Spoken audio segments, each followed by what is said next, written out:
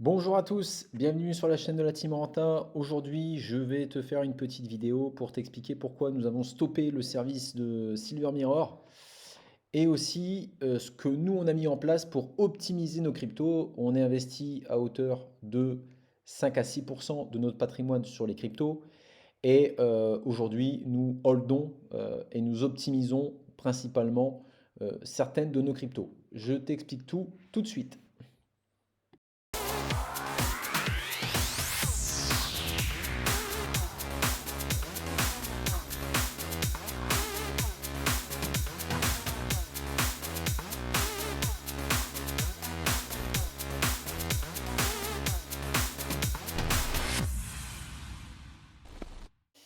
Alors, nous revoilà sur le tableau de bord de Silver Mirror. Alors, Silver Mirror, on a déjà fait une présentation, on vous a expliqué un petit peu quand on s'était lancé il y a quelques mois dessus.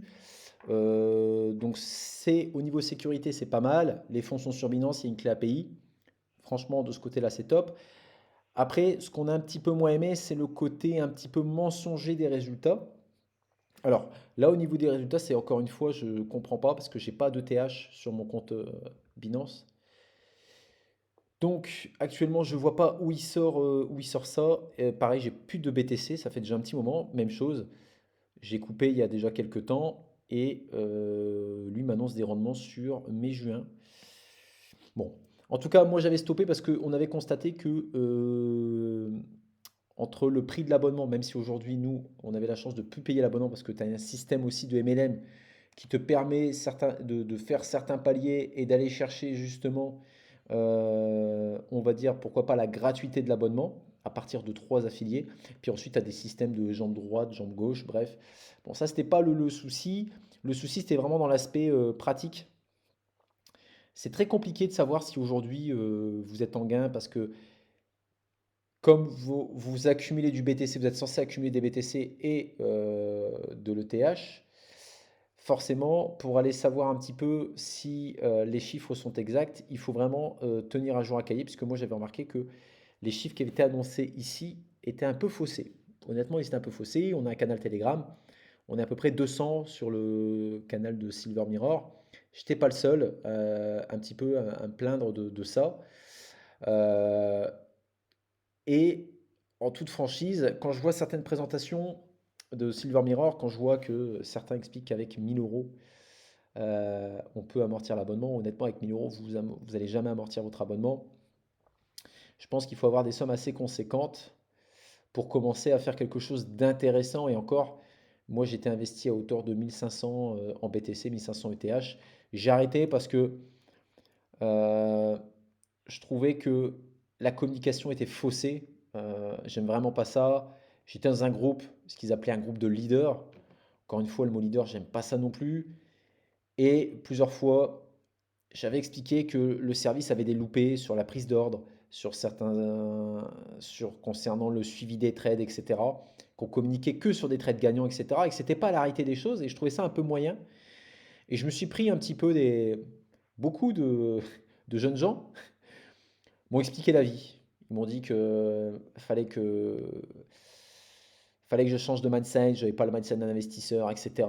Que voilà, j'étais bizarre, que c'est une opportunité de fou, machin. Mais moi, je parlais du produit en lui-même, en fait, parce que on a quand même des personnes qui payent 49 euros par mois. Il y a des soucis techniques, des prises d'ordre qui ne se font pas, des ventes qui ne se font pas. Ce système d'API qui est à reconfigurer tous les 3 mois, des résultats qui sont faussés pour 49 euros par mois. Moi, j'estime que si demain vous achetez un abonnement, que ce soit chez Netflix ou Canal, quand vous allumez la télé, il faut que ça fonctionne. Là, on est dans le même système. Je trouvais simplement que ils ont essayé d'automatiser les ordres et j'ai l'impression que ce n'est pas possible, en tout cas pour avoir les mêmes performances qu'avant. Ensuite, je vais également parler des résultats. Et donc, vous voyez, ici, j'ai pris un exemple de petits flyers qui font. Bon, le gros problème, c'est qu'encore une fois, on est sur quelque chose. Donc là, il t'explique qu'il t'a fait 3%, donc plus 2,7% d'évolution de capital. Mais je ne vois pas pourquoi on communique sur un plus 27%.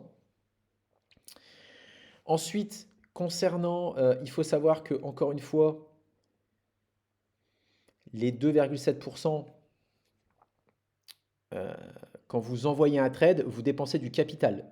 C'est-à-dire que votre capital est utilisé dans une position. Par exemple, sol ETH, j'utilise 10% de mon capital pour cette position. Si je reprends une nouvelle position, donc par exemple 10% d'un ETH, 0,1, il me reste 0,9 ETH. Et si je reprends une position à 10%, je ne peux plus utiliser forcément 10% puisqu'ils sont déjà déduits. Donc je vais faire 10% de 0,9. Et donc j'ai l'impression que dans leur calcul, ils n'ont pas tenu compte des intérêts composés à l'envers. Puisque là aujourd'hui, ils se basent sur une calcul comme si à chaque fois, c'était 10% de votre capital existant. Chose qui n'est pas possible. Ensuite, on a une optimisation des résultats qui sont vraiment à l'avantage de Silver Mirror, puisque TPA atteint, ok? Ce qui veut dire que si tu as atteint ton TP1 et que derrière, tu avais mis du TP2 et que ton TP2 il est en perte, inexistant. Des trades qui sont en cours, ce qu'on pourrait appeler un drawdown, encore une fois, on n'en tient pas compte. D'accord?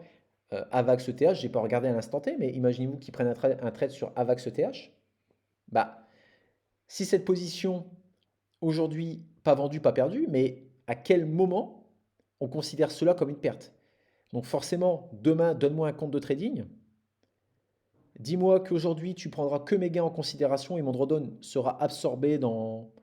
Je ferai des bénéfices, des pseudo-bénéfices. Donc je trouve que la communication est vraiment, vraiment dans un système à l'avantage des marketeurs. Parce qu'à chaque fois, tu n'as pas besoin de t'y connaître, machin et tout. Oui, mais le problème, c'est que si tu t'y connais pas un petit peu, tu te rends compte qu'au final, tu fais du surplace. Sauf, encore une fois, si tu as des gros capitaux et puis si tu ne fais pas bouffer une perte. Il y a eu un trade qui avait été fait justement sur des cryptos qui ont vraiment, vraiment beaucoup chuté. Et donc là, forcément, euh, on garde la crypto en attendant que ça remonte. Et aussi, j'avais remarqué que les petits frais qui étaient pris par Binance n'étaient pas considérés, n'étaient pas repris également puisqu'on parlait en pourcentage brut. C'est comme si que demain vous vous mettiez à trader et que vous n'aviez pas de spread sur les différentes paires ou devises que vous tradez. Donc je trouve ça un peu faussé. Je l'ai expliqué mon point de vue sur ce fameux groupe de leaders. Je me suis fait remettre à ma place, hein. J'ai des gamins de 22 ans qui m'ont expliqué que la vie, voilà quoi, à un moment donné. Moi j'ai expliqué, je me mettais à la place d'un utilisateur qui payait un abonnement. Il serait quand même judicieux de se calmer sur la partie marketing et d'aller justement concentrer ses efforts pour le client qui paye cet abonnement.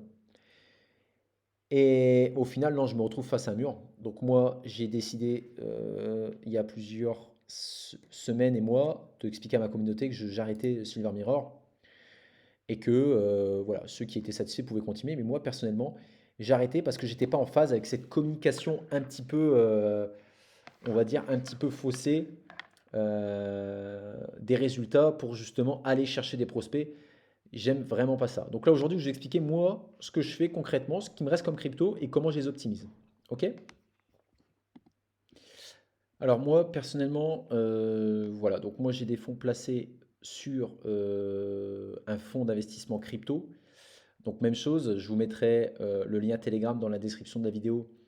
Parce que je peux pas, j'avais déjà fait une vidéo dessus et le service de communication m'était tombé dessus où je ne pouvais pas faire de vidéo dédiée. Donc, on va appeler ça un fonds d'investissement crypto où j'optimise donc tout ce qui va être crypto, ETH. J'ai commencé le 13 mai avec 2,59 ETH. J'ai gagné 0,388 ETH. Ensuite, j'avais un fonds BTC. Alors, pour commencer à trader, il y a des dépôts minimums. C'est 1 ETH pour le fonds ETH. Ensuite, ici, pour le BTC, j'ai commencé avec 0,22. Non, j'ai pas commencé avec 0,22. J'ai commencé avec un peu moins, j'ai rajouté après. Donc j'ai gagné en tout cas 0,012 BTC. J'ai commencé le 13 mai. J'ai fait un dépôt total de 0,20. Même chose, je crois que c'est 0,1 BTC pour pouvoir accéder à la pool. Et ensuite, on a la pool USDT. La pool USDT qui est ici. Hop. Où là, justement, j'ai. Donc c'est 10 000 euros Ici, tableau de bord. Voilà, donc j'ai commencé pareil le 6 juin, un peu plus tard.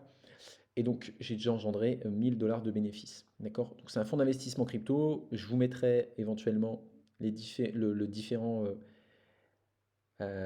canal Telegram de cet investissement que moi en tout cas je fais pour booster USDT, BTC, ETH.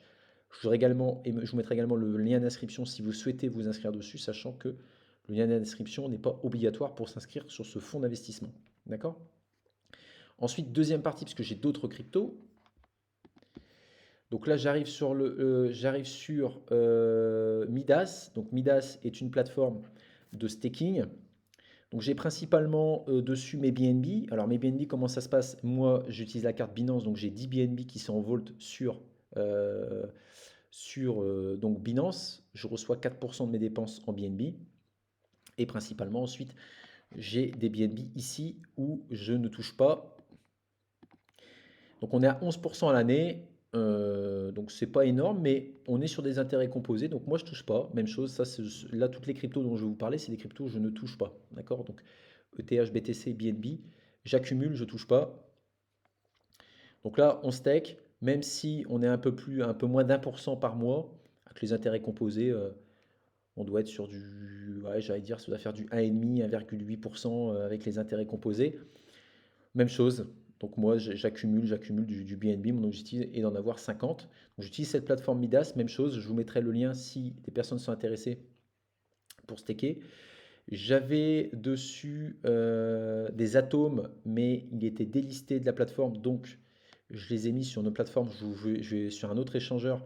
Je vais vous montrer qui était pas mal non plus, qui avait un bon taux de rendement en termes de staking. Ça, c'est tous les cryptos que vous pouvez justement déposer dessus pour avoir un rendement passif. Donc ça, c'était la première plateforme. Le premier échangeur, on va dire plutôt plateforme de staking, puisqu'il n'y a pas d'échange autres. Et là, je vais aller sur un autre échangeur où justement j'ai stacké des Casper, Atom et du CAPS. Alors voilà, donc en fait, il nous reste des cryptos, principalement CAPS, d'accord? Le projet c'est Ternoa, donc moi je les stake sur Ascendex. Même chose, je vous remettrai le lien d'inscription si vous souhaitez vous lancer sur l'échangeur Ascendex. Les Casper, alors les Casper, je les ai mis également en staking à 9,58. Donc vous voyez, CAPS, je suis à 16,33. 9,58 pour la partie Casper. Et donc la partie Atom, donc qui était sur Midas. Midas, j'étais à 7 ou 8%. Et donc quand ils ont délisté Atom, j'ai cherché et je suis tombé sur Ascendex, c'était à 13,30. Voilà, donc je les ai mis tous les deux en intérêt composé. Donc c'est pas des grosses sommes, mais encore une fois, multiplier, multiplier, multiplier. Moi, c'est mes projets crypto long terme. Ok? Ensuite, je ne vais pas me connecter à mon compte Binance, mais également, j'ai un fonds de réserve en USDT et BUSD que je stake à 10% sur Binance. D'accord? Donc, je crois que c'est 2000 $ maximum BUSD, 2000 $ USDT que vous pouvez staker. Donc, ce n'est pas du staking qui est bloqué. D'accord? Vous pouvez les staker jusqu'à 10% par an. Ensuite, je vais vous dire ça de mémoire. Je crois que j'ai des sols aussi sur Binance. Donc ça, c'est toutes les cryptos que je décide de conserver en long terme. Des choses qu'on ne touche pas parce qu'on est sur une période assez compliquée en crypto. Et je me dis, bah, au lieu de les conserver, je cherche comment optimiser pour justement aller chercher des intérêts composés. Alors j'ai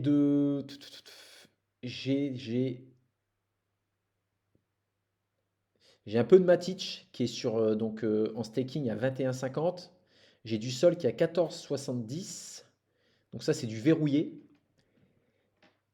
Et j'ai... Non, c'est tout ce qui est intéressant. Après, c'est pas intéressant. Voilà. Donc voilà ce que j'ai décidé de faire, en tout cas sur les parties crypto.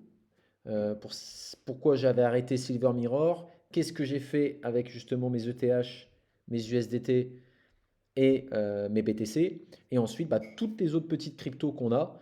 elles sont réparties sur différentes plateformes.